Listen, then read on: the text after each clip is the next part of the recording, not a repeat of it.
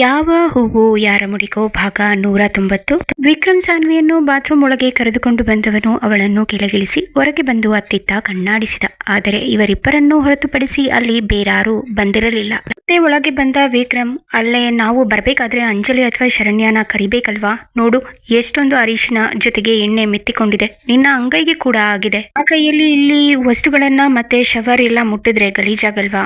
ಇರು, ನಿನ್ಗೆ ಹೆಲ್ಪ್ ಮಾಡೋಕೆ ಯಾರನ್ನಾದ್ರೂ ಕಳಿಸ್ತೀನಿ ಎಂದಾಗ ಸಾನ್ವಿ, ಅದು ಮೆತ್ತಿಕೊಂಡಿರೋದಲ್ಲ, ಅರಿಶಿನ ಶಾಸ್ತ್ರಕ್ಕೆ ಹಚ್ಚಿರೋದು.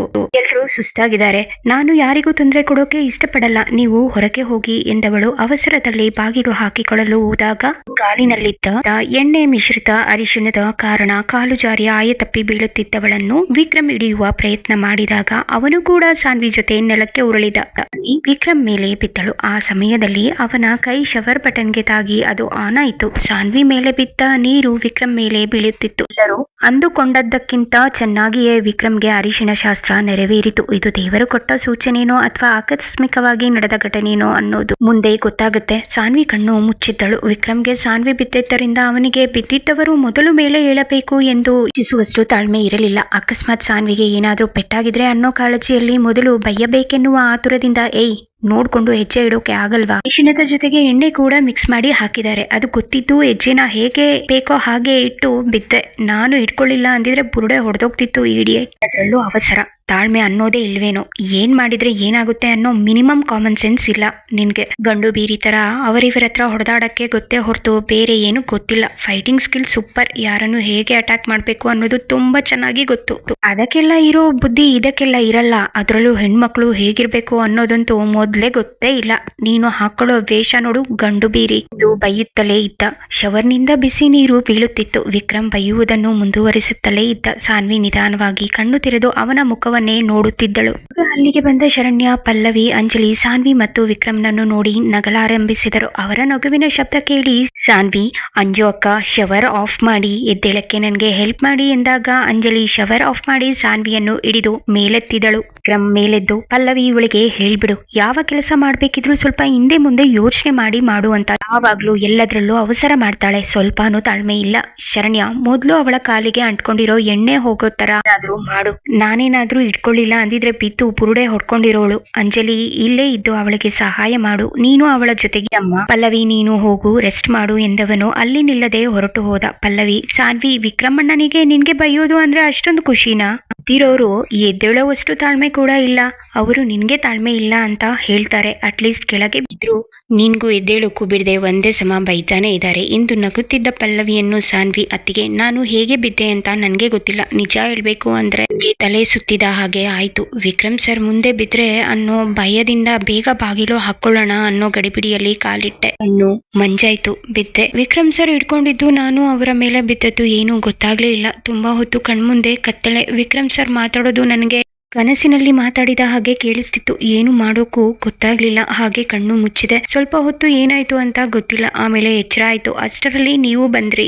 ಜೀವ ಬಂದ ಹಾಗೆ ಆಯ್ತು. ಇದೆಲ್ಲದರ ಮಧ್ಯೆ ಒಂದು ಖುಷಿ ವಿಷಯ. ನಾವು ಅನ್ಕೊಂಡದ್ದಕ್ಕಿಂತ ವಿಕ್ರಮ್ ಸರ್ಗೆ ಚೆನ್ನಾಗಿ ಅರಿಶಿಣ ಶಾಸ್ತ್ರ ಆಯ್ತು ಅಲ್ವಾ ಎಂದಾಗ ಪಲ್ಲವಿ, ಹೌದಲ್ವಾ, ನಾನು ಇದರ ಬಗ್ಗೆ ಯೋಚನೆ ಮಾಡಿಲ್ಲ. ರಿಯಲಿ ಇದು ಆ ದೇವ್ರೇ ಮಾಡಿರೋ ಇರ್ಬೇಕು. ಇದು ಶುಭ ಸೂಚನೆ. ನಿನ್ಗೆ ಹಚ್ಚಿದ ಅರಿಶಿಣ ವಿಕ್ರಮ್ ಅಣ್ಣನ ಮೇಲೆ ಬಿತ್ತಿತ್ತು ಅಂದ್ರೆ ಶುಭ ಸೂಚನೆನೇ ಅಲ್ವಾ ಎಂದಾಗ ಶರಣ್ಯ, ನಾನು ಅದನ್ನೇ ಯೋಚನೆ ಮಾಡಿದೆ. ಆಗಿದ್ದು ಒಳ್ಳೇದೆ. ಆದ್ರೆ ಸಾನ್ವಿ ಹೆಲ್ತ್ ಬಗ್ಗೆ ಯೋಚನೆ ಮಾಡಿದ್ರೆ ಭಯ ಆಗುತ್ತೆ ಅತ್ತಿಗೆ. ಅಣ್ಣ ಹೇಳಿದ್ದ ಸಾನ್ವಿಗೆ ಎಳೆನೀರಿಗೆ ಉಪ್ಪು ಸಕ್ಕರೆ ಹಾಕಿ ಕೊಡು ಅಂತ ಮರ್ತ್ಬಿಟ್ಟೆ. ಇರಿ ತರ್ತೀನಿ ಎಂದು ಹೊರಗೆ ಹೋದಳು. ಪಲ್ಲವಿ, ಅಂಜು, ಸಾನ್ವಿಗೆ ಅರಿಶಿಣ ತೊಳೆದುಕೊಳ್ಳೋಕೆ ಸಹಾಯ ಮಾಡು. ಅವಳು ಬೇಗ ಸ್ನಾನ ಮುಗಿಸಲಿ. ಅಷ್ಟರಲ್ಲಿ ನಾನು ಪಂಕಜ್ಗೆ ಫೋನ್ ಮಾಡಿ ಬರ್ತೀನಿ ಎಂದವಳು ಕಾಲ್ ಮಾಡಿ ಸಾನ್ವಿಗೆ ಮತ್ತೆ ತಲೆ ಸುತ್ತು ಬಂದು ಬಿದ್ದಿದ್ದಾಳೆ. ವಿಕ್ರಮ್ ಅಣ್ಣ ಇಟ್ಕೊಂಡಿದ್ದಾರೆ. ಆದ್ರೆ ಅವಳು ತಲೆ ಸುತ್ತು ಬಂದು ಬಿದ್ದಿದ್ದಾಳೆ ಅನ್ನೋದು ವಿಕ್ರಮ್ ಅಣ್ಣಂಗೆ ಆಗಿಲ್ಲ. ಸದ್ಯ ಸಾನ್ವಿ ಹೇಗೋ ಮ್ಯಾನೇಜ್ ಮಾಡಿದಾಳೆ ಎಂದಾಗ ಪಂಕಜ್, ಸಾನ್ವಿ ಈಗ ಹೇಗಿದ್ದಾಳೆ ಎಂದ ಆತಂಕದಲ್ಲಿ. ಪಲ್ಲವಿ, ಪರವಾಗಿಲ್ಲ, ಆರಾಮಾಗಿದ್ದಾಳೆ. ಅವಳು ಅರಿಶಿಣನೆಲ್ಲ ತೊಳ್ಕೊಂಡು ಬರ್ಲಿ, ಆಮೇಲೆ ನಿಮ್ಗೆ ಕಾಲ್ ಮಾಡ್ತೀನಿ. ಬಂದು BP ಚೆಕ್ ಮಾಡಿ. ಯಾಕೋ ಟೆನ್ಷನ್ ಆಗ್ತಿದೆ. ನೀವು ಹೇಳಿದ ಹಾಗೆ ಎಳೆನೀರಿಗೆ ಉಪ್ಪು ಸಕ್ಕರೆ ಹಾಕಿ ತಗೊಂಡು ಬರ್ತೀನಿ ಅಂತ ಶರಣ್ಯ ಹೋಗಿದ್ದಾಳೆ. ಅದನ್ನ ಕುಡಿಸ್ತೀವಿ, ನಂತರ ಕಾಲ್ ಮಾಡ್ತೀನಿ ಎಂದವಳು ಕಾಲ್ ಕಟ್ ಮಾಡಿದಳು. ವಿಕ್ರಮ್ ರೂಮ್ಗೆ ಬಂದವನು ತನ್ನ ಬಟ್ಟೆ ಒದ್ದೆಯಾಗಿರುವುದನ್ನು ಬದಲಿಸಲು ಬಾತ್ರೂಮ್ಗೆ ಬಂದಾಗ ತನ್ನ ಮೈ ಮೇಲೆ ಕೂಡ ಅರಿಶಿಣ ಅರಿಶಿಣ ಇರುವುದನ್ನು ನೋಡಿ ತಾನು ಸ್ನಾನ ಮಾಡಿ ಬಟ್ಟೆ ಧರಿಸಿ ಪಂಕಜ್ಗೆ ಕಾಲ್ ಮಾಡಿದ. ಪಂಕಜ್ ಸಾನ್ವಿಗೆ ಬಿಪಿ ಚೆಕ್ ಮಾಡು, ಡ್ರಿಪ್ಸ್ ಇಂಜೆಕ್ಷನ್ ಅವಶ್ಯಕತೆ ಇದೆ ಅನ್ಸಿದ್ರೆ ಹಾಕೋಣ, ನಾಳೆ ರಿಲೇಟಿವ್ಸ್ ಎಲ್ಲ ಬರ್ತಾರೆ, ಅವರ ಮುಂದೆ ಸಾನ್ವಿ ಇದು ಮಗಳಾಗಿ ಕಾಣಿಸ್ಕೋಬೇಕೇ ಹೊರತು ಪೇಷಂಟ್ ಆಗಿ ಅಲ್ಲ ಎಂದಾಗ ಪಂಕಜ್ ಆಯ್ತು ನಾನು ನೋಡ್ತೀನಿ, ನೀನು ರೆಸ್ಟ್ ಮಾಡು ಎಂದವನು ಕಾಲ್ ಕಟ್ ಮಾಡಿದ. ವಿಕ್ರಮ್, ಸಾನ್ವಿ ಯಾವಾಗ್ಲೂ ಏನಾದ್ರೂ ಎಡ್ವಟ್ಟು ಮಾಡ್ಕೋತಾನೆ ಇರ್ತಾಳೆ, ಇವತ್ತು ನಾನೇನಾದ್ರೂ ಇಟ್ಕೊಳ್ಳಿಲ್ಲ ಅಂದಿದ್ರೆ ಎಂತ ಅನಾಹುತ ಆಗ್ತಿತ್ತು, ತಲೆಗೆ ಪೆಟ್ಟು ಬೀಳ್ತಿತ್ತು. ಅವಳು ಮಿಸ್ ಆಗಿ ಬಿದ್ದದ್ದ ಅಥವಾ ತಲೆ ಸುತ್ತಿ ಏನಾದ್ರೂ ಇದ್ರೂ ಇರಬಹುದು, ಯಾಕೆಂದ್ರೆ ಅವಳು ಬಿದ್ದಾಗ ಕಣ್ಣು ಮುಚ್ಚಿದವಳು ತುಂಬಾ ಹೊತ್ತು ಕಣ್ಣು ತೆಗಿಲಿಲ್ಲ. ನಾನೆಲ್ಲೋ ನೀರು ಬೀಳ್ತಿರೋ ಕಾರಣಕ್ಕೆ ಅನ್ಕೊಂಡೆ, ನಾನು ಬಿದ್ದಿರೋನು ಎದ್ದೇಳೋದನ್ನ ಬಿಟ್ಟು ಬರೀ ಅವಳನ್ನ ಬೈತಾನೆ ಇದ್ದೆ. ಛೇ, ನಾನು ಅವಳಿಗೆ ತಾಳ್ಮೆ ಇಲ್ಲ ಅಂತ ಹೇಳ್ತೀನಿ. ಇತ್ತೀಚೆಗೆ ಸಾನ್ವಿ ವಿಷಯದಲ್ಲಿ ನಾನೇ ತಾಳ್ಮೆ ಕಳ್ಕೊತಿದ್ದೀನಿ. ಅಕಸ್ಮಾತ್ ಅವಳು ತಲೆ ಸುತ್ತಿ ಬಿದ್ದಿದ್ರೆ ನಾನು ಬೈತೀನಿ ಅನ್ನೋ ಕಾರಣಕ್ಕೆ ಅವಳು ಅದನ್ನು ಮುಚ್ಚಿಡೋ ಪ್ರಯತ್ನ ಮಾಡಿದ್ರೆ ಇದ್ರೂ ಇರಬಹುದು. ಇದನ್ನೆಲ್ಲ ನಾನು ಯೋಚನೆ ಮಾಡ್ಲಿಲ್ಲ, ಮೊದಲು ಅವಳನ್ನ ನೋಡ್ಬೇಕು ಎಂದುಕೊಂಡು ಹೊರಟವನು ಸಾನ್ವಿ ಜೊತೆ ಪಲ್ಲವಿ, ಶರಣ್ಯ, ಅಂಜಲಿ ಇರುವುದನ್ನು ನೆನಪು ಮಾಡಿಕೊಂಡವನಿಗೆ ತಾನು ಈಗ ಅಲ್ಲಿಗೆ ಹೋಗುವುದು ಸರಿಯಲ್ಲ, ಅದು ಅಲ್ಲದೆ ಸಾನ್ವಿಗೆ ಹಚ್ಚಿರುವ ಅರಿಶಿಣವನ್ನು ತೊಳೆದುಕೊಳ್ಳಲು ಸಮಯ ಬೇಕು ಎಂದುಕೊಂಡು ಸುಮ್ಮನೆ ಕುಳಿತ. ಸ್ನಾನ ಮುಗಿಸಿ ಜೀನ್ಸ್ ಟೀ ಶರ್ಟ್ ಧರಿಸಿ ಬಂದ ಸಾನ್ವಿ ಆಯಾಸದಿಂದ ಮಂಚದಲ್ಲಿ ಮಲಗಿದಳು. ಪಲ್ಲವಿ, ಸಾನ್ವಿ ಎದ್ದೇಳು, ಎಳೆನೀರು ಕುಡಿದು ಮಲಗುವೆಯಂತೆ, ಅಣ್ಣ ಹೇಳಿದ್ದಾರೆ ಎಂದಾಗ ಸಾನ್ವಿ, ಎಳೆನೀರು ಕೊಡು ಅಂತ ಹೇಳಿದ್ದು ನಿಮ್ಮಣ್ಣನ ನಮ್ಮಣ್ಣನ? ಪಲ್ಲವಿ, ನಿಮ್ಮಣ್ಣ. ಸಾನ್ವಿ, ಅನ್ಕೊಂಡೆ, ನನ್ನ ಬಗ್ಗೆ ಒಳ್ಳೆಯದು ಯೋಚನೆ ಮಾಡೋದು ನಮ್ಮಣ್ಣ ಮಾತ್ರ, ನಿಮ್ಮಣ್ಣ ಅಲ್ಲ. ನಿಮ್ಮಣ್ಣ ಏನಿದ್ರು ನನ್ಗೆ ಬೈಯೋದಕ್ಕೆ ಕಾರಣ ಹುಡುಕ್ತಿರ್ತಾರೆ ಅಷ್ಟೇ ಎಂದವಳು ಎದ್ದು ಎಳೆನೀರು ಕುಡಿದಳು. ಪಲ್ಲವಿ, ಸಾನ್ವಿ ತಲೆ ಸುತ್ತು ಕಮ್ಮಿ ಆಯ್ತಾ? ಸಾನ್ವಿ, ಇಲ್ಲ ಅತ್ತಿಗೆ, ಯಾಕೋ ಇನ್ನ ಜಾಸ್ತಿ ಆಗ್ತಿದೆ ಅನ್ನಿಸ್ತಿದೆ, ತುಂಬಾ ಸುಸ್ತು, ನಾನು ಮಲಗ್ತೀನಿ, ನೀವೆಲ್ರೂ ಹೋಗಿ ಮಲಗಿ, ಪಾಪ ಬೆಳಗಿನಿಂದ ಕೆಲಸ ಮಾಡಿ ಸುಸ್ತಾಗಿದೆ. ಶರಣ್ಯ, ಸಾನ್ವಿ, ನಮ್ಮ ಬಗ್ಗೆ ನೀನು ವರಿ ಮಾಡ್ಕೋಬೇಡ, ನಾವು ಆರಾಮಾಗೇ ಇದ್ದೀವಿ, ಆದ್ರೆ ನೀನು ಇರೋ ಸ್ಥಿತಿ ನೋಡಿದ್ರೆ ಭಯ ಆಗ್ತಿದೆ. ಈಗ್ಲೂ ನಿನ್ನ ಕೈ ನಡುಗ್ತಿದೆ, ಚಾಕು ಚುಚ್ಚದ್ರಿಂದ ತುಂಬಾ ಬ್ಲಡ್ ಲಾಸ್ ಆಗಿತ್ತು, ಬಿದ್ದು ಮತ್ತೆ ಅದೇ ಜಾಗಕ್ಕೆ ಪೆಟ್ಟಾದಾಗ ಮತ್ತೆ ತುಂಬಾ ಬ್ಲಡ್ ಹೋಯ್ತು. ಅತ್ತಿಗೆ ಹೇಳಿದ್ರು ನಿನ್ಗೆ ಬ್ಲಡ್ ಕಡಿಮೆ ಇದೆ, ನೀನು ಬೇರೆಯವ್ರಿಗೆ ಬ್ಲಡ್ ಡೊನೇಟ್ ಮಾಡೋಕೆ ಆಗಲ್ಲ ಅಂದ್ರು. ಪ್ರೆಗ್ನೆಂಟ್ ಲೇಡಿಗೆ ಬ್ಲಡ್ ಕೊಟ್ಟೆ ಅಂತ ವಿಕ್ರಮ್ ಹೇಗೋ ಬ್ಲಡ್ ಅರೇಂಜ್ ಮಾಡ್ತಿದ್ರು, ಅಷ್ಟು ರಿಸ್ಕ್ ತಗೋಬೇಕಿತ್ತ? ಅದು ಅಲ್ಲದೆ ನಿನ್ನ ಪೀರಿಯಡ್ಸ್, ಆ ಸಮಯದಲ್ಲಿ ನೀನು ಅನುಭವಿಸೋ ನೋವು, ಅದನ್ನು ಕೂಡ ಅತ್ತಿಗೆ ನನ್ಗೆ ಹೇಳಿದ್ರು. ನೀನು ನಿನ್ನ ಹೆಲ್ತ್ ಬಗ್ಗೆ ಕೇರ್ ತಗೊಳ್ಳಲ್ಲ, ಅದಕ್ಕೆ ನೋಡು ನಿನ್ನ ಹೆಲ್ತ್ ಎಷ್ಟು ಹಾಳಾಗಿದೆ ಎಂದಳು ಬೇಸರದಲ್ಲಿ.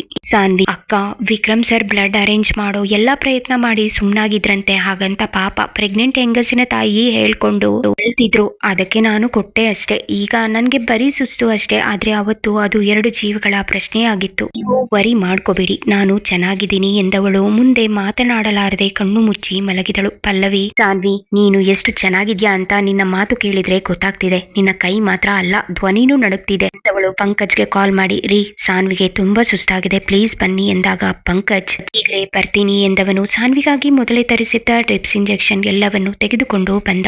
ಸಾನ್ವಿ ಸುಸ್ತಿನಿಂದ ಕಣ್ಣು ತೆರೆಯಲಾಗದೆ ಕಷ್ಟಪಡುತ್ತಿದ್ದಳು. ಪಂಕಜ್, ಸಾನ್ವಿ ರಿಲ್ಯಾಕ್ಸ್, ಮಲಗು, ಚೆನ್ನಾಗಿ ನಿದ್ದೆ ಮಾಡು, ನೀನು ಎಷ್ಟು ನಿದ್ದೆ ಮಾಡಿ ರೆಸ್ಟ್ ಮಾಡ್ತೀಯೋ ಅಷ್ಟು ಒಳ್ಳೇದು. ನೋಡು, ಈಗ ನಿನ್ಗೆ ಡ್ರಿಪ್ಸ್ ಹಾಗೂ ಇಂಜೆಕ್ಷನ್ ಹಾಕ್ತೀನಿ, ಬೆಳಗ್ಗೆ ಹೊತ್ತಿಗೆ ಆರಾಮಾಗ್ತೀಯಾ ಎಂದವನು ಸಾನ್ವಿ ಕೈಗೆ ಡ್ರಿಪ್ಸ್ ನೀಡಲು ಚುಚ್ಚಿದ. ಸಾನ್ವಿ ನೋವಿನಿಂದ ಅಮ್ಮ ಎಂದಳು. ಎಲ್ಲರೂ ಅವಳ ಪರಿಸ್ಥಿತಿಗೆ ಮರುಗಿದರು.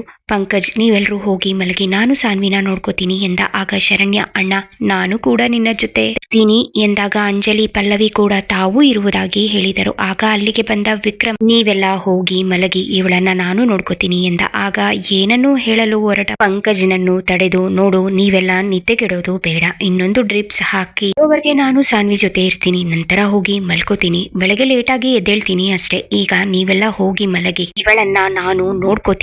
ಶರಣ್ಯ, ನಿನ್ಗೆ ಬೆಳಗ್ಗೆ ಎಚ್ಚರವಾದಾಗ ಎದ್ದು ನೀನು ಇಲ್ಲಿಗೆ ಬಾ ಅಷ್ಟೇ. ಅಂಜಲಿ, ನೀನು ಇನ್ನು ಮನೆಗೆ ಹೊರಡಮ್ಮ ಎಂದ. ಅಂಜಲಿ ಎಲ್ಲರಿಗೂ ಹೇಳಿ ಮನೆಗೆ ಹೊರಟಳು. ಪಂಕಜ್, ಪಲ್ಲವಿ, ಶರಣ್ಯ ಕೂಡ ಹೊರಟು ಹೋದರು. ವಿಕ್ರಮ್ ಸಾನ್ವಿ ಬಳಿ ಬಂದು ಹಾಸಿಗೆ ಮೇಲೆ ಅವಳ ಪಕ್ಕದಲ್ಲಿ ಕುಳಿತ.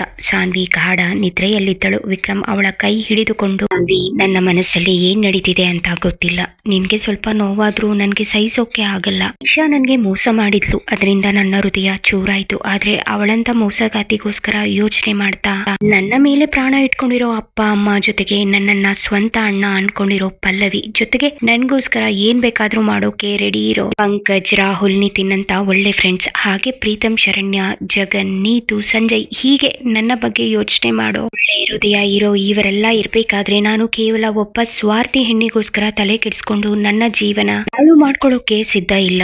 ನನ್ನ ಮನಸ್ಸಲ್ಲಿ ತುಂಬಾ ನೋವಿದೆ, ಆದ್ರೆ ಅದನ್ನೆಲ್ಲ ತಲೆಗೆ ಹಾಕೊಳ್ದೆ ನಾನು ಅಪ್ಪ ಅಮ್ಮನಿಗೋಸ್ಕರ, ಫ್ರೆಂಡ್ಸ್, ನನ್ನ ಹಿತ ಬಯಸುವ ಎಲ್ಲರಿಗೋಸ್ಕರ ನನ್ನ ನೋವನ್ನೆಲ್ಲ ಮರೆತು ಬದುಕ್ತೀನಿ. ಆದ್ರೆ ಎಲ್ಲಕ್ಕಿಂತ ದೊಡ್ಡ ನೋವು ಅಂದ್ರೆ ನೀನು ನನ್ನನ್ನ ನೆಗ್ಲೆಕ್ಟ್ ಮಾಡ್ತಿದ್ಯಾ, ನಾನು ನಿನ್ಗೆ ಏನು ಅಲ್ವೇನೋ ಅನ್ನೋ ತರ ನನ್ ಜೊತೆ ನಡ್ಕೋತೀಯ. ನನ್ಗೆ ಅದನ್ನ ಸಹಿಸೋಕೆ ಆಗಲ್ಲ. ಎಷ್ಟು ರಿಕ್ವೆಸ್ಟ್ ಮಾಡ್ಕೊಂಡ್ರು ನೀನು ನನ್ ಜೊತೆ ಮಾತಾಡಲ್ಲ, ನಿನ್ನ ಮನಸ್ಸಲ್ಲಿ ಏನಿದೆ ಅಂತ ಹೇಳಲ್ಲ. ಯಾಕೆ? ನನ್ ಮೇಲೆ ಕೋಪನ ಅಥವಾ ದ್ವೇಷನ? ನಿನ್ನ ಮದುವೆ ಮುಗೀಲಿ, ಆಗ ನಿನ್ಗೆ ಗೊತ್ತಾಗತ್ತೆ ನಿನ್ನನ್ನ ಅಪ್ಪ ಅಮ್ಮನಿಂದ ದೂರ ಮಾಡೋಕೆ ಮದುವೆ ಮಾಡಿಲ್ಲ ಅಂತ.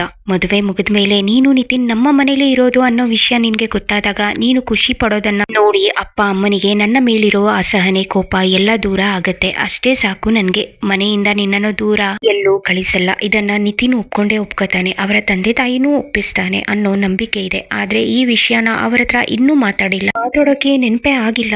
ಅಕಸ್ಮಾತ್ ಒಪ್ಪಿಲ್ಲ ಅಂದ್ರೆ ಅಯ್ಯೋ ಇದನ್ನ ನಾನು ಯೋಚನೆ ಮಾಡಿಲ್ಲ, ಈಗಲಾದ್ರೂ ನಿತಿನ್ ಜೊತೆ ಮಾತಾಡ್ತೀನಿ ಎಂದವನು ತನ್ನ ಫೋನ್ ತೆಗೆದುಕೊಂಡು ನಿತಿನ್ಗೆ ಕಾಲ್ ಮಾಡಿದ. ಒಂದೆರಡು ಬಾರಿ ಫೋನ್ ಮಾಡಿದ ನಂತರ ರಿಸೀವ್ ಮಾಡಿದ ನಿತಿನ್, ವಿಕ್ರಮ್ ಮಲಗಿದ್ದೆ, ಅದಕ್ಕೆ ಫೋನ್ ರಿಸೀವ್ ಮಾಡ್ಲಿಲ್ಲ, ಸಾರಿ ಕಣೋ. ಏನೋ ಇಷ್ಟೊತ್ತಲ್ಲಿ ಏನಾದ್ರೂ ಎಮರ್ಜೆನ್ಸಿನ? ಯಾರಿಗೂ ಏನು ತೊಂದರೆ ಆಗಿಲ್ಲ ಅಲ್ವಾ ಎಂದಾಗ ವಿಕ್ರಮ್, ಸಾರಿ ಯಾಕೋ ಕೇಳ್ತೀಯಾ, ಇಷ್ಟೊತ್ತಲ್ಲಿ ಫೋನ್ ಮಾಡಿ ಡಿಸ್ಟರ್ಬ್ ಮಾಡ್ತಿರೋದು ನಾನೇ, ಸಾರಿ ಕೇಳ್ಬೇಕು, ಎಮರ್ಜೆನ್ಸಿ ಏನೂ ಇಲ್ಲ, ಯಾರಿಗೂ ಏನು ತೊಂದರೆ ಆಗಿಲ್ಲ. ಆದ್ರೆ ಮದುಮಗಳು ಸ್ವಲ್ಪ ಸುಸ್ತಾಗಿದ್ದಾಳೆ, ಗಾಬರಿ ಆಗುವಂತದ್ದು ಏನೂ ಇಲ್ಲ, ಯು ಡೋಂಟ್ ವೆರಿ, ನೀನೇನು ಗಾಬರಿ ಆಗ್ಬೇಡ. ಆದ್ರೆ ನಿನ್ನನ್ನ ಏನೋ ಕೇಳ್ಬೇಕು, ಅದಕ್ಕೆ ಕಾಲ್ ಮಾಡ್ದೆ ಎಂದ. ಮುಂದೇನು ಮದ್ವೆ ಆಗೋ ಉದ್ದೇಶನೇ ಇಲ್ದಿರೋ ನಿತಿನ್ ಸಾನ್ವಿ ಜೊತೆ ತನ್ನ ಮನೇಲೇ ಇರ್ಬೇಕು ಅಂತ ಹೇಳೋ ವಿಕ್ರಮ್ಗೆ ಏನು ಉತ್ತರ ಕೊಡ್ತಾನೆ ತಿಳ್ಕೋಬೇಕಾ? ಕತೆಗಾಗಿ ಕಮೆಂಟ್ ಮಾಡಿ ನಿಮ್ಮ ಆಲೋಚನೆಗಳನ್ನು, ಅನಿಸಿಕೆಗಳನ್ನು ಹಂಚಿಕೊಳ್ಳಿ. ಈ ಕತೆ ಹೇಗೆ ಅನಿಸಿತು ಎಂಬುದನ್ನು ಕಮೆಂಟ್ ವಿಭಾಗದಲ್ಲಿ ತಿಳಿಸಿ. ಈ ಕತೆ ನಿಮಗೆ ಹೇಗೆ ಅನಿಸಿತು ದಯವಿಟ್ಟು ಕಮೆಂಟ್ನಲ್ಲಿ ತಿಳಿಸಿ. ನನ್ನ ಚಾನೆಲ್ಗೆ ದಯವಿಟ್ಟು ಸಬ್ಸ್ಕ್ರೈಬ್ ಮಾಡಿಕೊಳ್ಳಿ, ವಿಡಿಯೋಗೆ ಲೈಕ್ ಮಾಡಿ, ಹೆಚ್ಚು ಹೆಚ್ಚು ಶೇರ್ ಮಾಡಿ, ದಯವಿಟ್ಟು ಪ್ರೋತ್ಸಾಹಿಸಿ. ಧನ್ಯವಾದಗಳು.